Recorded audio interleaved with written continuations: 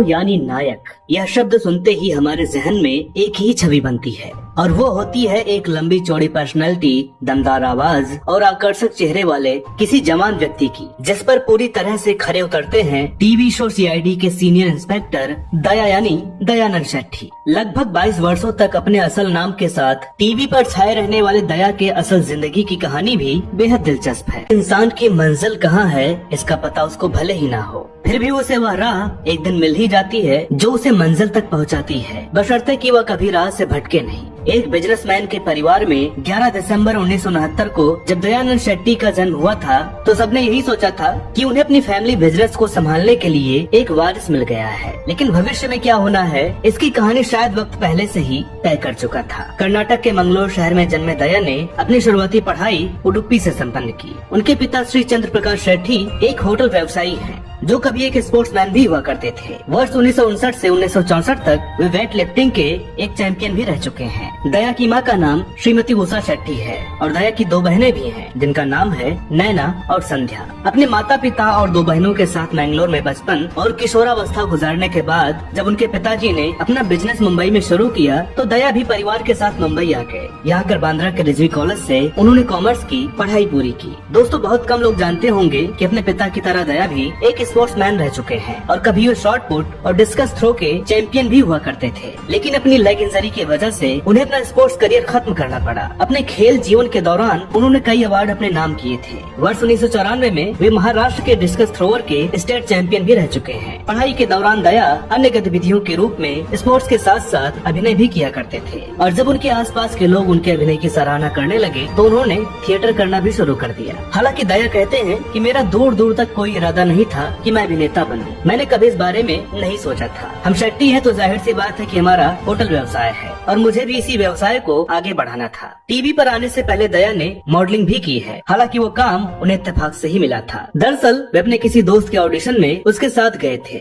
जहां ad agency के office के बाहर खड़े होने के बावजूद भी लोगों का ध्यान दया पर चला गया और बतौर मॉडल इन्हें सिलेक्ट कर लिया गया। ऐसा ही कुछ उनके साथ सीआईडी से जुड़ने में भी हुआ था। दोस्तों, आपको यह जानकर ताज्जुब होगा कि जब दया को सीआईडी की भूमिका का ऑफर मिला तो उन्होंने साफ तौर पर मना कर दिया था। दरअसल वर्ष 1998 में जब सीआईडी के maker BP Singh CID show के लिए ऑडिशंस ले रहे थे, उसी दौरान दया को उनकी कम्युनिटी के एक प्रोग्राम में स्टेज पर प्ले करते हुए उनके दोस्त संजय सेठी, जो सीआईडी के निर्देशकों में से एक थे, उन्होंने देख लिया। दया की दमदार आवाज, पर्सनैलिटी और उस प्ले में उनकी परफॉर्मेंस को देखकर उनसे पूछा था कि वे उनके साथ सीआईडी शो में क्यों नहीं जुड़ जाते। इस पर दया ने सीधे सीधे मना करते हुए कहा कि उन्हें इसमें कोई दिलचस्पी नहीं है। दया इस काम से दूर भाग रहे थे, लेकिन संजय शेट्टी उनके दोस्त थे और उन्होंने निर्देशकों और निर्माताओं से उनके लिए बात भी कर ली थी, इसलिए मजबूरन दया को उनकी बात रखनी पड़ी और ऑडिशन के लिए जाना पड़ा। बहरहाल जब वे ऑडिशन के लिए गए तो उन्हें 3 पेज के डायलॉग को याद करके बोलने को दिया गया, लेकिन एक बेहतरीन थिएटर आर्टिस्ट होने के नाते उन्होंने 5 मिनट में ही उसे तैयार करके अपना ऑडिशन दे दिया। दया की इस प्रतिभा से वहाँ मौजूद सभी लोग बहुत प्रभावित हुए।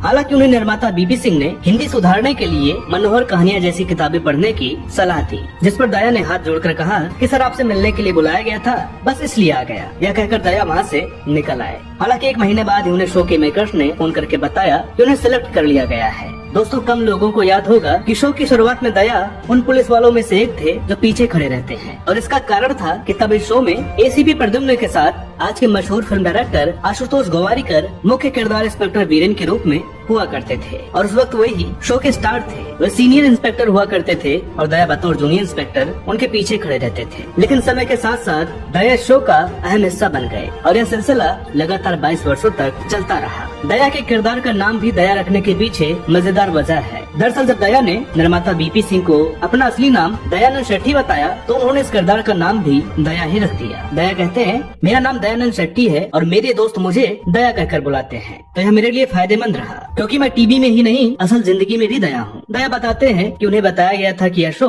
1 साल तक चलेगा, तभी उन्होंने इसके लिए ऑडिशन दिया था। उस वक्त सभी के साथ उनकी भी यही सोच थी कि यह शो ज्यादा से ज्यादा 2 साल तक चलेगा, लेकिन देखते ही देखते इस शो को 21 साल से भी ज्यादा समय बीत गया। दया ये भी बताते हैं कि तब वे महज 26 साल के थे जब उन्होंने CID को ज्वाइन किया था और शो बंद होते होते वो 48 साल के हो गए। CID में दरवाजा तोड़ने के लिए मशहूर दया इस पॉपुलैरिटी पर कहते हैं कि अल्लाह मेहरबान तो गधा पहलवान। मेरा काम और किरदार बहुत छोटा था लेकिन लोगों ने इसे बड़ा बना दिया, इसके लिए मैं दर्शकों का शुक्रगुजार हूँ। एक इंटरव्यू में उन्होंने कहा था कि उन्होंने दरवाजा तोड़ने का कोई रिकॉर्ड तो नहीं रखा, लेकिन अगर वे ऐसा करते हैं तो जरूर उनका नाम गिनीज बुक में दर्ज होता। दोस्तों, दयानंद शेट्टी एक बेहतरीन एक्टर होने के साथ साथ एक लाजवाब सिंगर भी हैं। CID के एक एपिसोड में भी वे अपनी सिंगिंग का जादू बिखेर चुके हैं। दयानंद शेट्टी ने टीवी शोज के साथ साथ कुछ फिल्मों में भी काम किया है, जिनमें सिंघम रिटर्न्स में उनके किरदार को बहुत पसंद किया गया था। हालांकि इससे पहले वे जॉनी गद्दार जैसी फिल्मों में काम कर चुके थे। इसके अलावा वे फिल्म दिल जले व रनवे में भी नजर आए थे। दया टीवी शो झलक दिखला जा, खतरों के खिलाड़ी आदि शो में बतौर कंटेस्टेंट हिस्सा ले चुके हैं। साथ ही कौन बनेगा करोड़पति